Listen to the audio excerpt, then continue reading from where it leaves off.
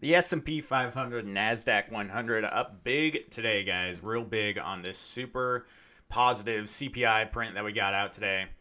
Below expectations on the core line. The headline was zero point 0.4 on the month, which was about expected with forecasts.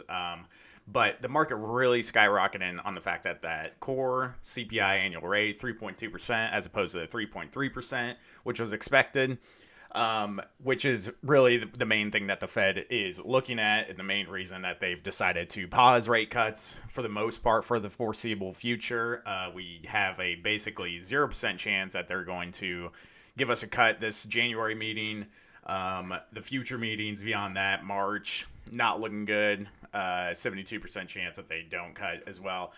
Really, the market's only expecting 2 rate cuts. So when you get these CPI prints that come in lower than expected, especially on the core level, that's huge for the market. And we saw the fall through there with the S&P 500 up, or the Nasdaq up about 2 points, S&P up about 2 points as well. Super good news for the market in general. And really, the main reason that it went up so high was because the only reason that the headline CPI increased by the 0.4% was mainly just gas prices. Gas prices were up about, I want to say, 4.4% surge in gasoline. So that is really the big push on the headline CPI coming out at 0.4%, and everyone knows that gas prices are just up and down all over the place. So the Fed isn't really concerned about that. That's why they're concerned with the core, which came in lower than expected. So hooray, everything skyrockets. So we're going to take a look at why this is so important, especially when it comes to what the Fed is going to do this year. We're going to look at bond yields. Bond yields down massively today, which is very good for securities because typically, historically speaking, when bond yields rise, stocks go down. The fact that bond yields have risen so much since about October of 24, and in that same time, the market has not really risen too much since then, but it's kind of just consolidated sideways at previous highs. The fact that that's been happening with bond yields going up so high is really impressive and shows the strength of the market in general. But today we got a 3% drop on the 10-year yield, which is like the biggest red day we've had on the yield since about August of 24, maybe even earlier. Probably about August of 24, and that was really good for the market. The market loved that because it was based on, oh, yippee, the Fed's going to just start cutting rates like crazy now. So the reason we've gotten this increase is because the Fed's come out and been like, hey, now hold your horses. We're not going to be cutting just every single meeting 25 basis points. We're going to pause, wait and see. Inflation's still higher than where we want to see it, so they're going to hold fast and just wait and see.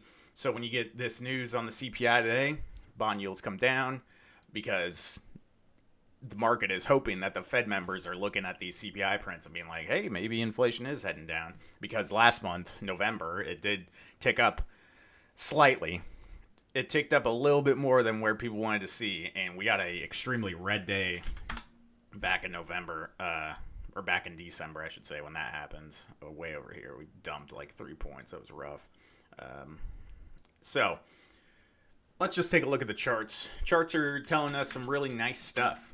I look around the market. I mean, when the market is so euphoric and it's just going straight up, and you start to see some pause in a few really red days and some choppiness, people can kind of start to get a little worried, being like, gosh, I'm really green on all my positions. Maybe I should take profits now. And then that just snowballs into, oh, market's going down, more people take profits, market keeps going down, more people, and then you get really red. But that's not really what's happening.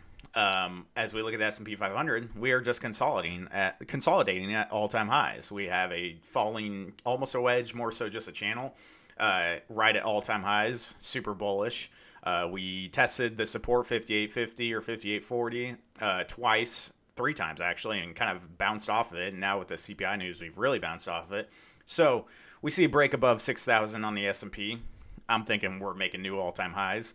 To be seen. We are still in consolidation, so this is where people can really get smoked because they start getting really bullish for short-term contracts if you're trading options like I do. you can kind of get smoked because everyone's looking at this and being like, oh man, we're going to shoot, and now's the time to buy. But then, you run back up to 6,000, you reject, and back into consolidation. So you just got to be patient. Patience is key, always. But we look really good on the S&P 500. I mean, we are holding 5,800, that 5,840 level. If we do break that, I want to see a retest of 5,700. We hold 5,700. I'm going all in. I'm pushing my chips all in because we hold that 5,700 level. That's the previous swing high that we had back here in the summer of 24. We hold that level, and I'm feeling really bullish on the market.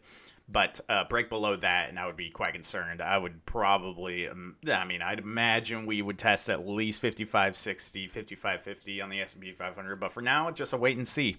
But overall, this is just really bullish signals that the market's giving us. We're just seeing this consolidation at all-time highs.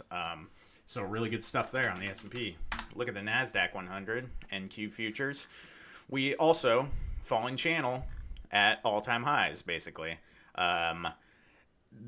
We are swinging down a little lower on these tech names. Obviously, whenever bond yields go up, tech is always the hardest hit because tech is just, they need the low rates. So when you start hearing that rates might not be going so low so soon, tech can really get hit. But tech has really held up pretty good. I mean, same thing. We're just consolidating, chippy choppy, bull flagging, whatever you want to call it. I want to wait and see if we can hold about 2130, 2120, around there. If we can hold about where we closed today and break out of this channel, I think we could see some really nice stuff to the upside. Some real good stuff to the upside on the Nasdaq. If that's not the case and we come back, I would not be surprised if we reject from here, come back down to about 20,300 on the Nasdaq, retest that area, which is also another previous all-time high, which is kind of what things have been doing recently. If we kind of retest that area, and that's what we did back over here in November. We broke out, pulled back, retested the previous high. They launched off from there. So we've kind of already done that, but I wouldn't be surprised if we want to retest a little bit more. The market might not be too euphoric off of just one CPI print. Might have to wait and see on that one. But let's just check out some of the big names. Apple has been really pulling back a little harder than some of these other tech stocks have. It's pulled back about 10% from its all-time high. But if you zoom out, always got to zoom out on these. You see what we're doing. We're once again retesting areas that were previously resistance. You can see we bounced off of this, reject, a little consolidation, reject. Then when we finally did break that all-time high at 237 on Apple, we sailed all the way to 260. So this is what you want to see. We're just creating a higher high, potentially a higher low. And when those higher lows are in previous areas where the stock has rejected in the past, it's just super bullish. And I would love Apple above about 242 level. I think because you can kind of see this level here on Apple where we found support, failed to find support. We break above that 242 area, potentially come up to 247, retest 242. That would be some really nice consolidation. A little breakout above 248. It would look really good to me. Apple, just really strong name this past year. Check out Microsoft. So Microsoft has been kind of hellish if you trade it on a daily basis. I don't. I am just holding long-dated calls on it at this point. But kind of diamond hands in that because it has been just swing up, swing down, swing up, swing down. We got a big swing. Looks like we're breaking out to test some all-time highs over here. Nope, we reject. So we have seen just so many swings up, swings to the upside, and then swinging back down to the downside. But we are finding support where we need to. Personally, I would love if Microsoft could break this 430 level because you can see there is a kind of a volume gap up here. So we retest that area, hold in there, break out of that. We just have a straight up gap at 435 all the way to 438. And then level above that is pretty clear right here at 442. Break above that, we got another huge volume gap where we just crash straight through that. And then Microsoft is looking really good to the upside. But it's just in this range. And in general, in the past about 5 months. If you buy at the bottom of this range, around the 410s, 420s, you see rewards to the upside, and that has been the case, and that's been the trend, and so trend is your friend. Until that trend breaks, and until we see a break below 410, and potentially, I mean, God forbid, worst case scenario, we break below 390, then we could see some real rough downside. But I'm just not seeing that now with this good news coming out from Microsoft. And you can see the 200-day moving average, this blue line I got at the 50-day green line. It's just been crossing up and down, up and down. So we were just in a really clear, if you really go zoom out, go to the weekly chart, looks real nice. I mean, it's just like a big fat bull flag. Maybe I might be grasping at straws there, but that is kind of what I'm seeing. You're kind of just, I mean, you're just seeing what everything else is telling you. You're seeing consolidation, all-time highs, consolidate. Microsoft, really big consolidation. It's really been chopping around. So I love it to the upside. Let's take a look at Amazon. Amazon has really been strong recently, and even through all this bad news, we've only pulled back like 5% on Amazon. So this is clear as day, just another bull flag. But Amazon looks really nice. Amazon's looking super nice because we have just pulled back to previous all-time highs at 215.50, retested it over here, pushing back up. If we can break out, push above 228, I love Amazon to make new all-time highs. It looks really good. And that's just kind of the point of this video that I'm getting at, is you look around and it feels, the market in general these past few weeks has felt like, oh man, it's been rough just because after the Trump election, it just shot straight up. So compared to that time, yes, it's felt rough. But in general, you look around, and this is exactly what you want to see if you're bullish on the market, which I would imagine most people are at this point, unless you're one of those doomsday guys who's like, oh, it's all about to crash. But that is not me. So Amazon looks terrific to the upside if we break out of this consolidation point. If we come back down, retest 215. We fail to hold that. I mean, we kind of do have a volume gap here on Amazon. We do have like a literal gap right here from 208, really small gap. So if it really wants to fill that gap, come back down to 208. It still looks good to me. If we do, and oh, this is, I just realized this too. Look, it did the exact same thing back here. Look at that, the exact same thing. When it broke that all-time high, what did it do? Pull back, retest the previous all-time high over here back in July of 24. Retested that, and that was just a trampoline. It bounced straight out, and look what it just did today. Looks super good to the upside. If we look at Meta, yep, it's been a bit of a chop fest since the election, but we have broken out of previous consolidations and made new all-time highs. Not like crazy big all-time highs, but you could see this. Delete all this old crap on my chart. You can see we had a consolidation channel. It broke out, made a new all-time high, and what do? We pulled back, and we're retesting this previous zone here. That was the previous all-time highs. We've retested it. It went below a little bit, just peaked a little bit below it back in the 20th of December, and we bounced from there, and now we're just consolidating. Just a big old consolidation once again at all-time highs. So you guys have seen the trend. Another little bull flag there. So Meta, another one. Looks great to the upside. I don't know what to say. If we look at Netflix has really not like dumped, but it is kind of gone straight down more than, I mean, it kind of looks like the Apple chart, honestly, like where it just made a crazy all-time high and it hasn't really consolidated, but kind of just gone straight down from there. So you're finding support where you want to find it on Netflix. You're finding it right at this previous support where buyers stepped in at 817, 820 area. Same thing. Obviously got a gap to the upside, but we hold this 825 area, and Netflix looks terrific to the upside. It looks like once it's putting in that higher low, it put in a higher high, concrete uptrend. Wants to retake the 50-day simple moving average, and it wants to go. It looks like it wants to go. If we look at the financials, same thing. What happened back in the financial sector? Some of the banks went really crazy today. I didn't really know what that was about, but same idea. What do we have? Falling channel. Where did that falling channel stop? Oh my goodness, would you believe it if I told you it stopped at previous all-time highs? It retested previous all-time highs and it sailed out of that channel. It looks like it wants to rip back up to new highs. Looks terrific. Now, let's take a look at some of the small caps that I've been really enjoying recently. SoFi, baby. SoFi was one I was kind of hollering about for a while, and it has just gone crazy. I mean, it went from 7 straight to 14, basically doubled after Trump won. And what do we got here?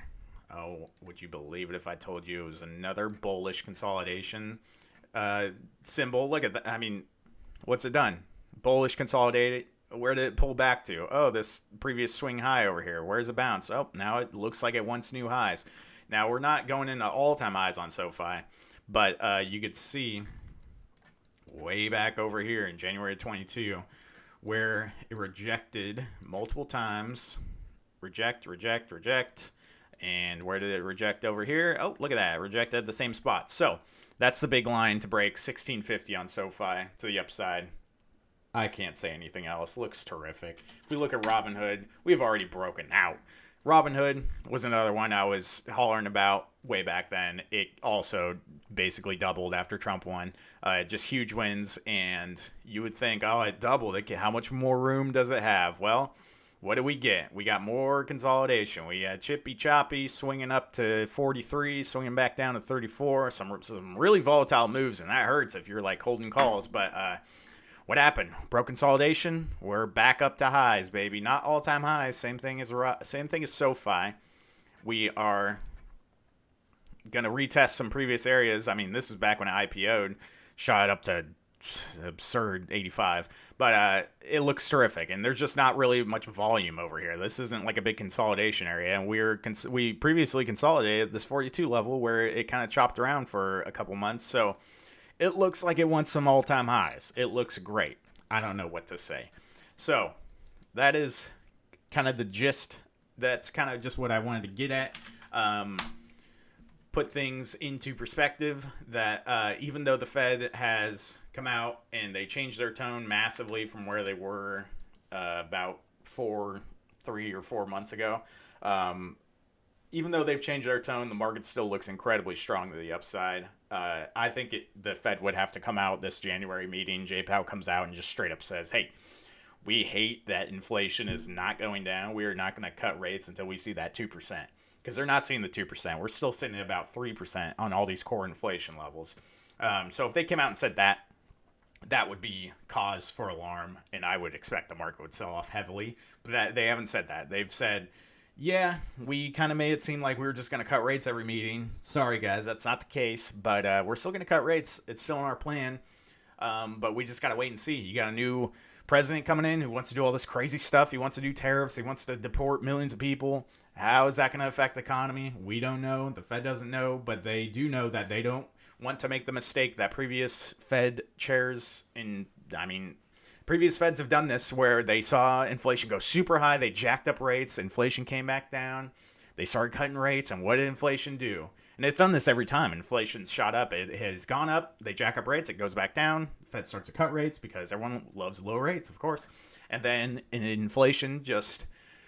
it starts to tick back up, and that's what the Fed doesn't want to do, because then you're playing the game of inflation is just completely you're on a bus and inflation's at the wheel and it's just driving around like a madman and you got no control. You want control of the inflation, so they don't want to make the mistake where they start to cut too soon, too fast, and inflation starts to tick back up, because that history has shown that has happened every time. So they're trying to be the first Fed that successfully killed the big inflation wave.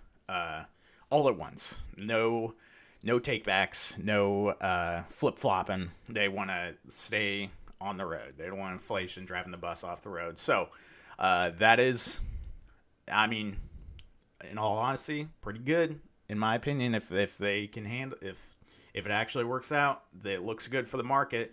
And I don't know what else to say. Everything just looks terrific. So that's all I got for you guys. We'll wait and see. Earnings is coming up at the end of this month. I think that'll be the major catalyst on the next big move in the market. If all these tech companies come out and they say things are slowing down heavily, and you've heard a lot of these tech companies have been cutting jobs. Microsoft just did recently.